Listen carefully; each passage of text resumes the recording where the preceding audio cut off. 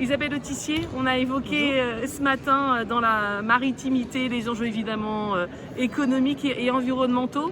On a parlé d'innovation. On est quand même là en train, avec une prise de conscience, de dire qu'il faut aller vers des nouvelles technologies, des innovations pour répondre à ces enjeux environnementaux. Évidemment, mais d'abord c'est des enjeux politiques. Si on ne change pas notre façon de voir l'océan, la planète, l'environnement et l'action des hommes, donc ça c'est de la politique, on pourra avoir toutes les technologies de la Terre, ça ne marchera pas. La technologie, elle est utilisée par les hommes dans un but précis. Donc il faut savoir le but, il faut être d'accord sur le but. Et aujourd'hui, le but pour nous les humains, c'est d'essayer de garder une planète à peu près vivante pour nous, hein, donc un océan vivant, etc. Donc c'est d'abord de réduire notre prédation sur l'environnement, qui est beaucoup trop forte, que ce soit en termes de climat, de matières premières, de production de déchets, d'attaques sur la biodiversité, les paysages, etc. Donc ça, c'est le premier objectif. Il faut qu'on réduise nos besoins, il faut qu'on réduise notre prédation. Et après, on peut trouver toutes les solutions techniques qu'on veut pour les choses qui vont rester, qui sont de l'ordre des activités humaines normales, qu'on veut évidemment pouvoir continuer à faire. Là, on peut commencer à parler des techniques, etc. Et comment, c'est tout l'enjeu qui était ce matin, hein, comment est-ce qu'on peut réellement continuer à vivre comme ça, économiquement, et répondre aux enjeux? Ah mais on ne peut pas continuer à vivre comme on vit, comme maintenant. De toute façon, ça va avoir une fin qui va être la pénurie.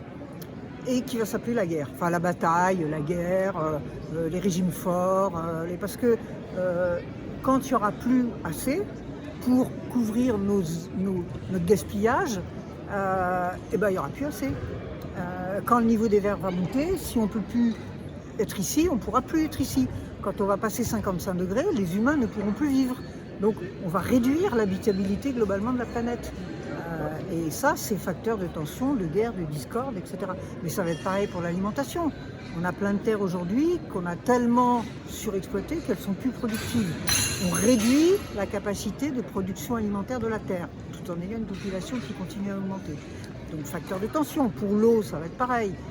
Donc tout ça, il faut bien qu'on ait en tête que nous n'avons pas d'autre solution et que c'est même pas un choix, c'est une obligation. Parce que on est dépendant, ce que je disais ce matin, de la physique, de la chimie, de la biologie, que ça nous plaise ou pas. C'est des lois, c'est des lois dans lesquelles on évolue, et c'est pas notre disposition. Donc c'est indispensable d'arriver à comprendre ça. Et on n'a pas d'autre solution que de réduire nos besoins. Si on veut rester optimiste face à ce constat, justement, quelles sont les actions qu'il faut que l'on mette en place pour y arriver? Par exemple, réduire nos besoins, c'est super facile. Hein. Réduire le gaspillage. Vous savez qu'il y a par exemple 2 tranches de centrales nucléaires qui servent uniquement à la veille de nos appareils ménagers. Est-ce qu'on ne peut pas éteindre notre box quand on ne s'en sert pas, éteindre la veille de la télé quand on ne s'en sert pas, éteindre les multiples trucs qui consomment par exemple? C'est pas compliqué. L'alimentation, est-ce qu'on ne peut pas manger plus bio? Est-ce qu'on ne peut pas manger moins de viande? Se déplacer, est-ce qu'on ne peut pas se déplacer plus à pied, en vélo, ce qui est aussi meilleur pour la santé et pour le porte-monnaie, et plus en transport en commun, et garder la voiture uniquement dans des cas un peu... Enfin, voilà, sur tous les secteurs de la vie, on peut faire différemment. Surtout nous, les riches des pays riches, qui avons une empreinte extrêmement forte. Aujourd'hui, nous, on produit 10 tonnes de carbone. Un Africain, il en produit 0,1 tonne. Donc vous voyez, il y a quand même une sacrée marge. Vous êtes optimiste? Je m'en fous, je ne suis pas optimiste ni pessimiste, ça ne veut rien dire. Je crois pas que je ne suis pas pessimiste au sens où je ne pense pas que c'est fini demain matin. Je ne suis pas optimiste dans le sens où je ne pense pas qu'il va y avoir un bon Dieu ou un type génial qui va appuyer sur un bouton pour résoudre nos problèmes. Moi, je ne connais qu'une seule chose, c'est le combat. C'est le seul mot que je connaisse. Merci beaucoup. Merci.